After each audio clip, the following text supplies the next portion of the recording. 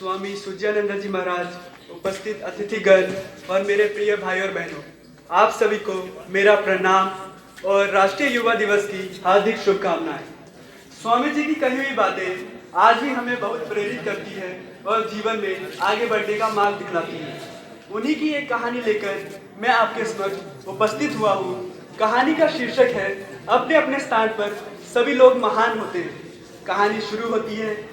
एक बार एक राजा के मन में एक सवाल उठा कि महान कौन है। एक तरफ वो लोग जो घर बार छोड़ के सन्यासी बन जाते हैं, या फिर एक तरफ वो लोग जो घर में रहकर अपना गृहस्थ जीवन व्यतीत करते हैं और अपने कर्तव्यों का पालन करते हैं। तो इस प्रश्न का उत्तर देने के लिए बहुत सारे पंडितों ने प्रयास किया, लेकिन कोई इसका उत्तर नहीं दे पाया, जिसके कारण राजा ने उन्हें दंडित किया और कारावास में भेज दिया।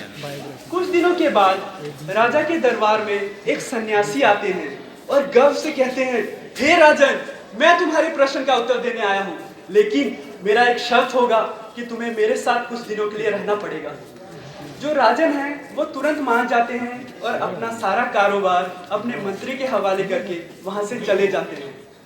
तो जब राजन और सन्यासी एक नगर में पहुंचते हैं तो वे क्या देखते हैं कि एक राजकुमारी की स्वयंवर सभा चल रही होती है, जिसमें राजकुमारी को डोली में बैठाकर उनके हाथों में वरमाला पकड़ाया होता है और उन्हें हर राजकुमार के पास से घुमाया जा रहा होता है। तभी अचानक सभी क्या देखते हैं कि जो राजकुमारी होती है वो उस वरमाला को एक ब्रह्मचारी के गले में डाल देती है। ऐसा करते देख ब्रह्मचारी काफी अत्यंत क्रोधित हो उठता है और कहता है, अरे ये क्या कर रहे हो? ये सब तो मेरे लिए व्यर्थ का चीज है, मेरे जीवन में इसका कोई स्थान नहीं है।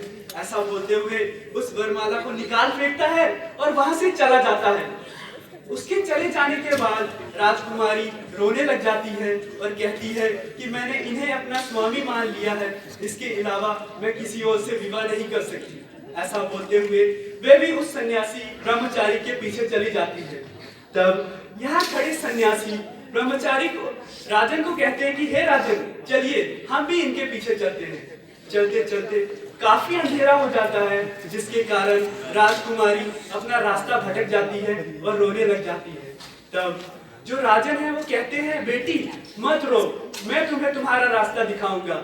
और वे तीनों एक साथ आगे बढ़ जाते हैं। काफी अंधेरा होने के कारण वे तीनों विचार क्या करते हैं कि हम थोड़ी देर विश्राम कर लेते हैं, उसके बाद सुबह होते ही वहां से निकलेंगे।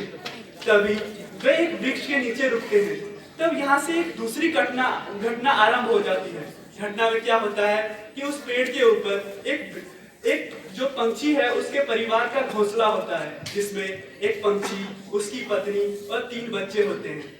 तो जो पति पंछी होता है वो अपनी पत्नी से क्या बोलता है कि प्रिय, आज हमारे घर में तो कुछ मेहमान आए हुए हैं, हमारा क्या फर्ज बनता है कि हम इनकी देखभाल करें। और वे जो पति पंछी होता है वह कहता है कि अंधेरा काफी हो गया है, जिसके कारण बहुत ठंड लग रही है। तो झट से बोल के ऐसा बोल के वहां से उड़ जाता है और कहीं से एक जलता हुआ लकड़ी का टुकड़ा लाता है और वहां नीचे गिरा देता है। इस घटना को देखकर सन्यासी और जो राजन है और भी लकड़ियां इकट्ठी करके आग जला लेते हैं। थोड़ी देर के बाद जो पत्नी होती है वो अपने पति से बोलती है कि प्रिय, अब तो मेरे को ऐसा लगता है कि इन्हें भोजन का भी इनका प्रबंध करना पड़ेगा कुछ, नहीं तो ये बेचारे भूखे रह जाएंगे। जब जो पति पंछी होता है वो तुरंत तैयार हो जाता है और एक क्या सलाह देता है कि मैं इस अग्नि में कूद जाता हूँ और अपनी जान दे देता हूँ, जिससे ये मेरा मांस खा लेंगे और अपना पेट भर लेंगे। ऐसा बोलते हुए वह उस अग्नि में कूद जाता है। नीचे बैठे राजन और सन्यासी उसे बचाने की काफी कोशिश करते हैं, लेकिन ऐसा कोई कर नहीं पाता है।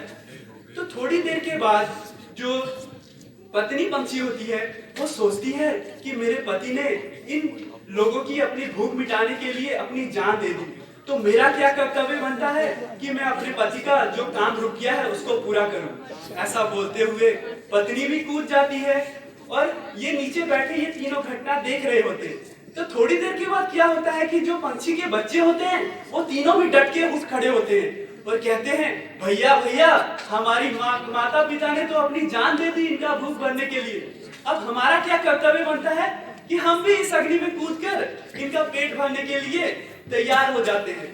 और एक एक करके वे तीनों बच्चे कूद पड़ते हैं।